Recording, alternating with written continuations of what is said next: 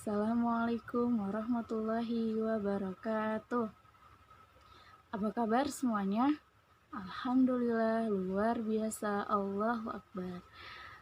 Sebelum memulai pembelajaran, alangkah baiknya kita berdoa terlebih dahulu. Berdoa mulai. Berdoa selesai. Hari ini ada yang tidak masuk? Ya, Alhamdulillah masuk semua ya. Hari ini Ibu akan menjelaskan tentang Khulafaur Rasyidin. Ada yang tahu siapa itu Khulafaur Rasyidin? Ya, Khulafaur Rasyidin adalah sahabat-sahabat Nabi, yaitu orang-orang yang melanjutkan dakwah Rasulullah. Siapa saja Khulafaur Rasyidin itu?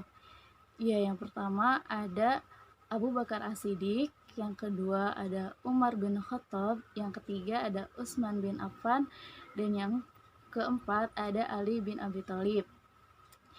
Hari ini Ibu akan menjelaskan tentang khalifah yang ketiga, yaitu Khalifah Utsman bin Affan.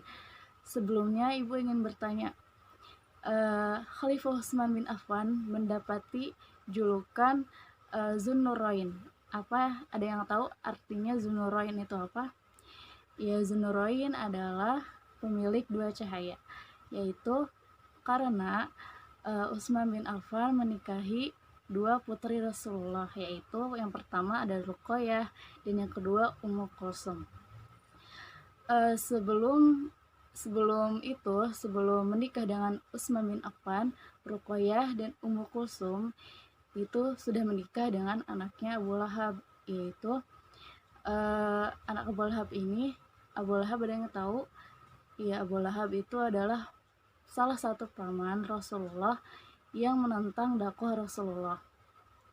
Maka dari itu, paman Rasulullah ini, Abu Lahab ini, memerintahkan kepada anak-anaknya untuk menceraikan istri-istri mereka, yaitu Ruqayyah dan Ummu Kulsum.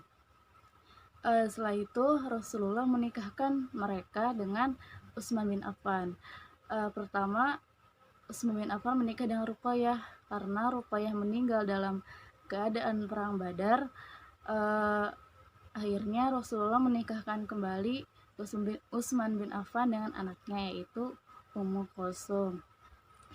Baik, Ibu akan menjelaskan Utsman bin Affan, yaitu biografinya, bagaimana beliau diangkat menjadi khalifah, strategi kepemimpinannya, prestasi-prestasi yang pernah beliau capai, dan sampai wafatnya Khalifah Utsman bin Affan.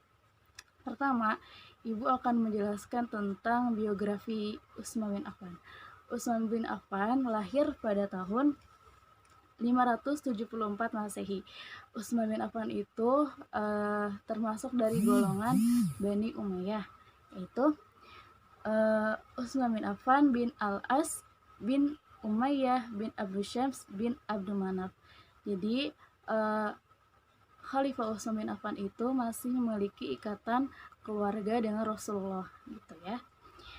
Utsman bin Affan itu memerintah selama 12 tahun lamanya, pada tahun 644 Masehi sampai 656 Masehi, seperti itu.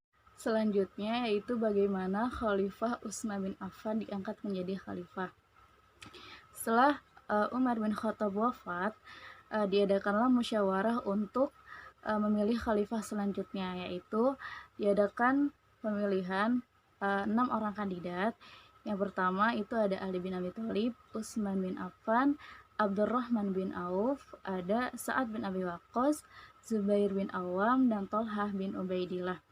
Jadi keenam orang tersebut diusulkan menjadi kandidat untuk menggantikan Khalifah Umar bin Khattab.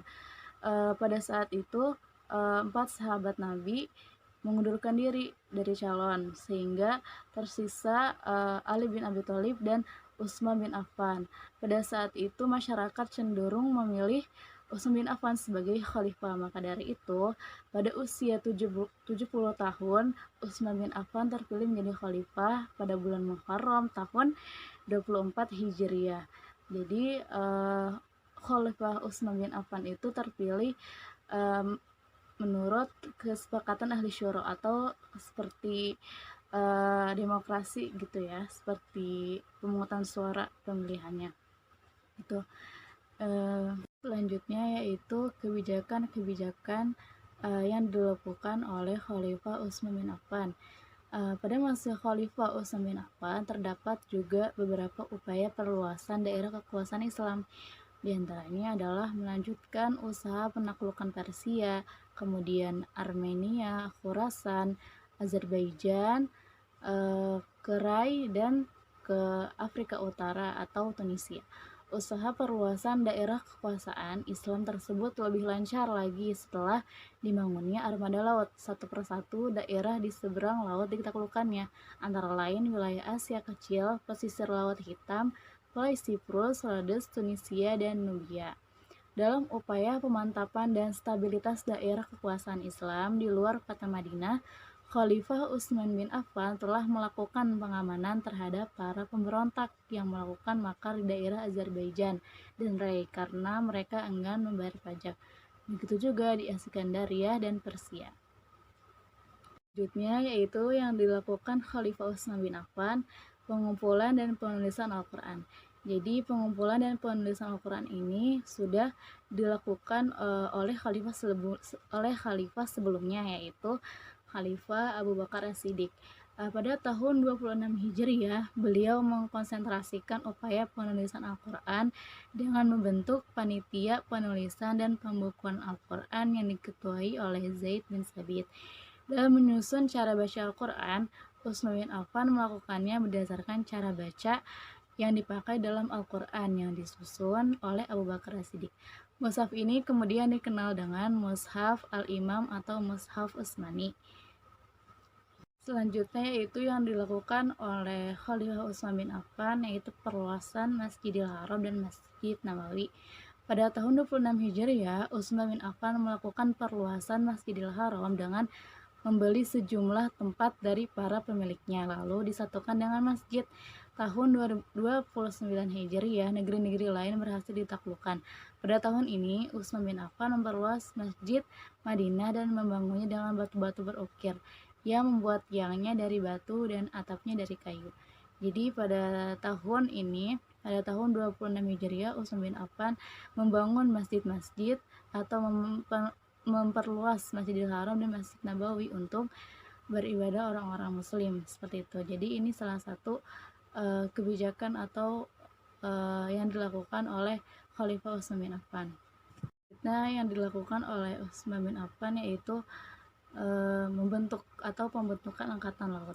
Jadi ide atau gagasan pembentuk angkatan laut itu sudah ada sejak masa Khalifah Umar bin Khattab, namun beliau menolaknya lantaran tidak mau membebani umat Islam, seperti itu. Tapi pada masa Utsman bin Affan dilakukan pembentukan angkatan laut, yaitu untuk apa? Untuk memperluas wilayah Islam ke negara-negara lain, seperti itu.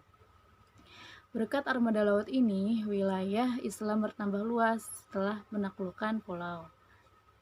Pemerintahan Utsman bin Affan berlangsung selama kurang lebih 12 tahun.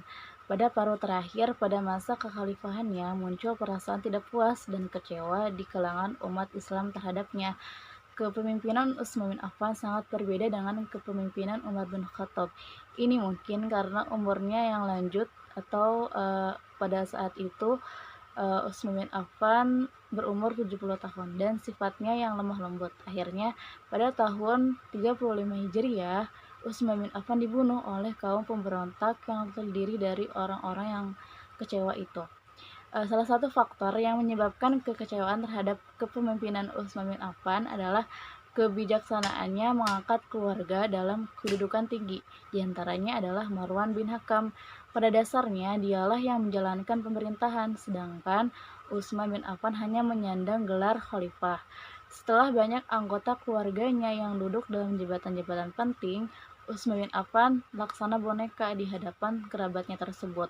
Utsman bin Affan tidak dapat berbuat banyak dan terlalu lemah terhadap keluarganya.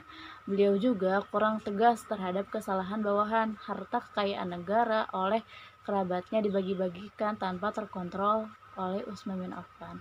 Meski demikian, tidak berarti bahwa pada masa Utsman bin Affan tidak ada kegiatan-kegiatan yang penting. Banyak sekali jasa Utsman bin Affan terhadap dakwah Islam sejak masa Rasulullah sampai masa kekhalifahannya. Utsman bin Affan dan mengatur pembagian air-air kota. Utsman bin Affan juga membangun jalan-jalan, jembatan-jembatan, masjid-masjid, dan memperluas Masjid Nabawi di Madinah.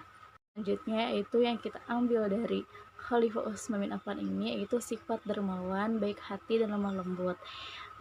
Mengapa Rasulullah mempercayai putri-putri Rasulullah untuk menikah dengan Khalifah Utsman bin Affan? Karena Rasulullah suka dengan akhlak Utsman bin Affan itu.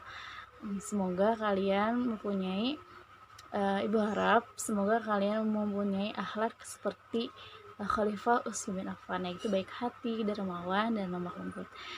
Sekian mungkin ini yang dapat Ibu sampaikan.